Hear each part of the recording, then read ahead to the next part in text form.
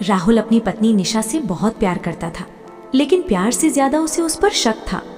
अगर निशा फोन पर किसी से बात करती तो राहुल पूछता, किससे बात कर रही थी? अगर वो देर से घर आती तो राहुल गुस्से में चिल्लाने लगता। निशा हर बार सिर्फ एक ही बात कहती, मैं सिर्फ तुमसे प्यार करती हूँ। लेकिन राहुल को उसकी बातों पर कभी भरोसा नहीं हुआ। धीरे धीरे घर में लड़ाई बढ़ने लगी। निशा अंदर ही अंदर टूटती जा रही थी। एक दिन राहुल ने गुस्से में निशा का फोन तोड़ दिया और बोला, अब किसी से छुपकर बात नहीं कर पाओगी। निशा उस दिन बहुत रोई, लेकिन कुछ नहीं बोली। अगली सुबह राहुल की माँ अचानक बेहोश होकर गिर गई। राहुल घबरा गया। तभी पड़ोस वाली आंटी ने कहा, बेटा, निशा रात भर अस्पतालों में फोन करके तुम्हारी माँ के इलाज के लिए डॉक्टर ढूंढ रही थी, क्योंकि उसे पता था उनकी तबीयत खराब है। ये सुनते ही राहुल के हाथ कांपने लगे। जिस फोन पर उसे शक था, उसी फोन से उसकी पत्नी उसकी माँ की जान बचाने की कोशिश कर रही थी। राहुल भागता हुआ कमरे में गया, लेकिन निशा वहां नहीं थी। टेबल पर सिर्फ एक चिट्ठी रखी थी। जिस रिश्ते में भरोसा नहीं होता, वहां प्यार धीरे धीरे मर जाता है। राहुल कांपते हाथों से वो चिट्ठी पढ़ता रहा। उसकी आंखों से आंसू लगातार गिर रहे थे। जिस लड़की ने शादी के बाद अपना पूरा संसार उसे मान लिया था, आज वही लड़की घर छोड़कर जा चुकी थी। राहुल पहली बार खुद से नफरत कर रहा था। उसे याद आने लगी वो सारी बातें, जब निशा बिना गलती के भी चुप हो जाती थी, जब वो रोते रोते सो जाती थी, जब वो सिर्फ इतना कहती थी, एक दिन तुम्हारा शक मुझे तुमसे बहुत दूर कर देगा। लेकिन राहुल ने कभी उसकी बातों को गंभीरता से नहीं लिया। उसने तुरंत निशा को फोन लगाया, लेकिन फोन बंद था। वो पागलों की तरह उसे ढूंढने निकल पड़ा। उसके मायके गया, उसकी सहेलियों के घर गया, लेकिन कहीं पता नहीं चला। 3 दिन गुजर गए। घर अब घर नहीं लग रहा था। दीवारें भी जैसे उसे ताने मार रही थी। रसोई में रखा निशा का अधूरा कप, अलमारी में उसकी साड़ी, तकिए पर उसकी खुशबू, सब राहुल को अंदर से तोड़ रहे थे। चौथे दिन अचानक अस्पताल से फोन आया। क्या आप राहुल बोल रहे हैं? राहुल घबराकर बोला, हाँ, क्या हुआ? उधर से आवाज आई, एक लड़की का एक्सीडेंट हुआ है, उसके फोन में आपका नंबर सेव था। राहुल के पैरों तले जमीन खिसक गई। वो भागता हुआ अस्पताल पहुंचा। आईसीयू के बाहर डॉक्टर खड़े थे। राहुल कांपती आवाज में बोला, निशा, कैसी है मेरी पत्नी? डॉक्टर ने गहरी सांस लेते हुए कहा, बहुत ज्यादा खून बह चुका है, हम पूरी कोशिश कर रहे हैं। राहुल की आंखों के सामने अंधेरा छा गया। थोड़ी देर बाद नर्स एक छोटा सा बैग लेकर आई। ये उनकी चीजें हैं। राहुल ने बैग खोला। उसमें एक टूटा हुआ फोन, एक पुरानी फोटो और कुछ मेडिकल रिपोर्ट्स थी। राहुल ने रिपोर्ट्स खोली और अगले ही पल उसके हाथ कांपने लगे। रिपोर्ट में लिखा था, brain tumour, last stage. Rahul की सांसें रुक सी गईं। उसकी पत्नी पिछले कई महीनों से मौत से लड़ रही थी और वो उस पर शक करने में लगा था। उसे याद आया, पिछले कुछ महीनों से निशा अक्सर सिल पकड़कर बैठ जाती थी। रात में चुपके से रोती थी और कई बार कुछ कहना चाहती थी, लेकिन राहुल ने हर दर्द को झूठ समझा। तभी डॉक्टर बाहर आए। राहुल दौड़कर उनके पास गया। डॉक्टर धीरे से बोले, वो आपसे आखिरी बार मिलना चाहती हैं। राहुल रोते हुए आईसीयू में गया। निशा की सांसें बहुत धीमी चल रही थी। उसने मुश्किल से आंखें खोली और हल्की सी मुस्कान देकर बोली, देखा, मैंने कभी धोखा नहीं दिया। राहुल फूट फूट कर रो पड़ा। वो उसके हाथ पकड़कर बस यही कहता रहा, मुझे माफ कर दो निशा, मैं बहुत बुरा इंसान हूँ। निशा की आंखों से भी आंसू बहने लगे। उसने धीरे से कहा, बस अगले जन्म में मुझ पर थोड़ा भरोसा कर लेना। इतना कहकर उसकी पकड़ ढीली पड़ गई और मशीन की आवाज़ लगातार बजने लगी। आईसीयू की मशीन लगातार आवाज़ कर रही थी। डॉक्टरों ने राहुल को बाहर कर दिया, लेकिन राहुल वहीं फर्श पर बैठकर रोता रहा। उसकी दुनिया खत्म हो चुकी थी। जिस लड़की ने आखिरी सांस तक उसका साथ नहीं छोड़ा, उसी लड़की को उसने जिंदगी भर दर्द दिया। कुछ देर बाद डॉक्टर बाहर आए और चुपचाप सिर नीचे कर लिया। राहुल सब समझ गया। उसकी आंखें पत्थर जैसी हो गईं। आंसू भी अब रुक चुके थे। निशा जा चुकी थी, हमेशा के लिए। पूरा घर मातम में डूब गया।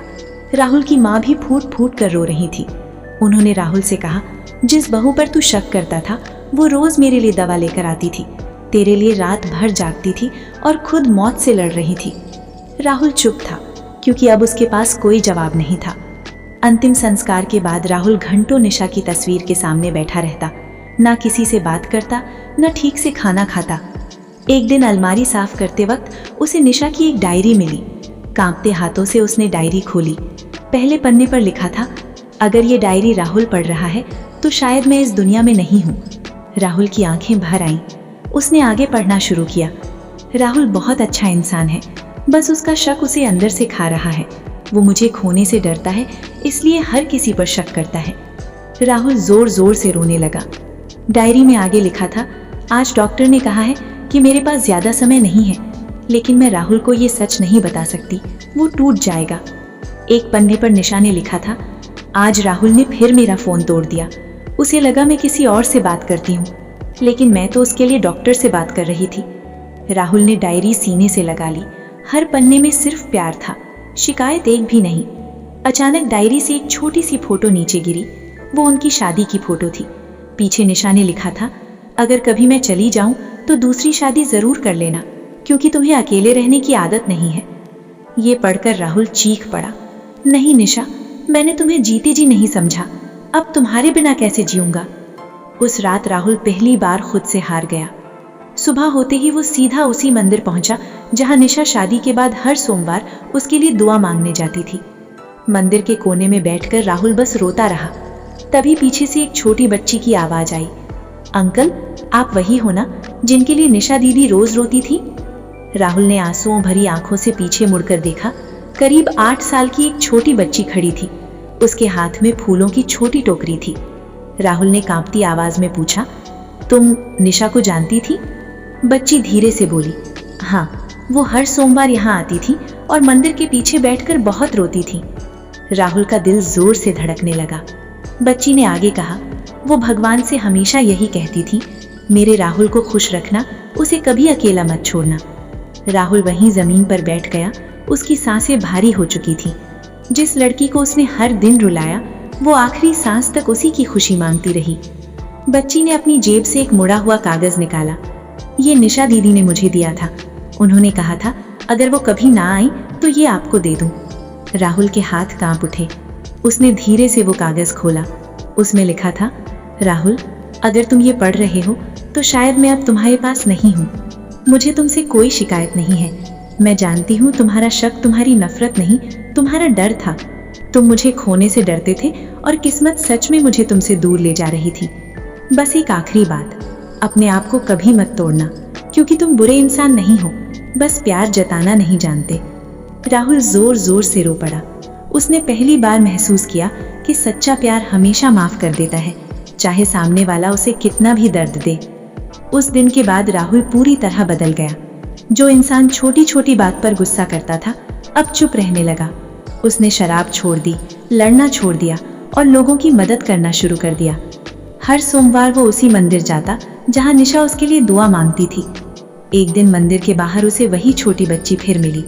उसके कपड़े फटे हुए थे और वो भूखी लग रही थी। राहुल ने पूछा, तुम्हारे घर में कौन कौन है? बच्ची की आंखें भर आईं। कोई नहीं, मम्मी पापा दोनों मर गए। राहुल कुछ पल चुप रहा, फिर उसे निशा की बात याद आई, किसी रोते हुए इंसान की मदद जरूर करना। राहुल ने बच्ची का हाथ पकड़ा और बोला, आज से तुम अकेली नहीं हो। बच्ची हैरानी से उसे देखने लगी।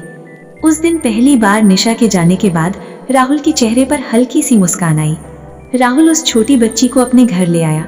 घर में कदम रखते ही उसे फिर निशा की याद आने लगी, क्योंकि यही वो घर था जहां कभी हंसी गूंजती थी और अब सिर्फ खामोशी बची थी। बच्ची डरी हुई थी। वो धीरे धीरे हर चीज को देख रही थी। राहुल ने प्यार से पूछा, तुम्हारा नाम क्या है? बच्ची बोली, परी। राहुल की आंखें भर आईं, क्योंकि निशा हमेशा कहती थी, अगर कभी हमारी बेटी हुई तो उसका नाम परी रखेंगे। राहुल कुछ पल के लिए बिल्कुल चुप हो गया। उसे ऐसा लगा जैसे किस्मत ने निशा की आखिरी इच्छा किसी न किसी रूप में उसके पास भेज दी हो। धीरे धीरे परी उस घर में घुलने लगी। राहुल सुबह उसे स्कूल छोड़ता, उसके लिए खाना बनाता, रात को उसे कहानियां सुनाकर सुलाता। पहली बार उसे एहसास हुआ कि प्यार सिर्फ पाने का नाम नहीं, किसी का सहारा बनने का नाम भी होता है। एक रात बच्ची ने अचानक पूछा, अंकल, आप हमेशा उस फोटो को देखकर रोते क्यों हैं? राहुल ने निशा की तस्वीर की तरफ देखा। उसकी आंखें नम हो गईं। वो धीरे से बोला, क्योंकि वो दुनिया की सबसे अच्छी इंसान थी और मैंने उसे बहुत देर से समझा। बच्ची मासूमियत से बोली, तो भगवान से बोलो ना, वो वापस आ जाए। राहुल हल्का सा मुस्कुराया, लेकिन उसकी आंखों से आंसू बह निकले।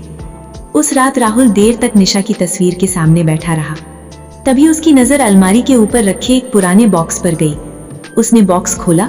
अंदर कुछ पुराने खत, कुछ फोटो और एक छोटा सा गिफ्ट बॉक्स रखा था। गिफ्ट के ऊपर लिखा था, मेरे जन्मदिन के बाद खोलना। राहुल के हाथ कांपने लगे क्योंकि निशा का जन्मदिन आने में सिर्फ एक दिन बाकी था। पूरी रात राहुल सो न सका। अगली सुबह उसने कांपते हाथों से वो गिफ्ट बॉक्स खोला। अंदर एक घड़ी थी और एक छोटी सी रिकॉर्डिंग चिप। राहुल ने रिकॉर्डिंग चलाई।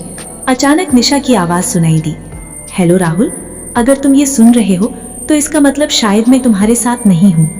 राहुल की आंखों से आंसू बहने लगे। निशा आगे बोल रही थी, मुझे पता है तुम खुद को बहुत दोष दे रहे होगे, लेकिन प्लीज ऐसा मत करना। मैंने अपनी जिंदगी में सबसे ज्यादा प्यार सिर्फ तुमसे किया है और मरते दम तक करती रहूंगी। राहुल रोते हुए जमीन पर बैठ गया। रिकॉर्डिंग में निशा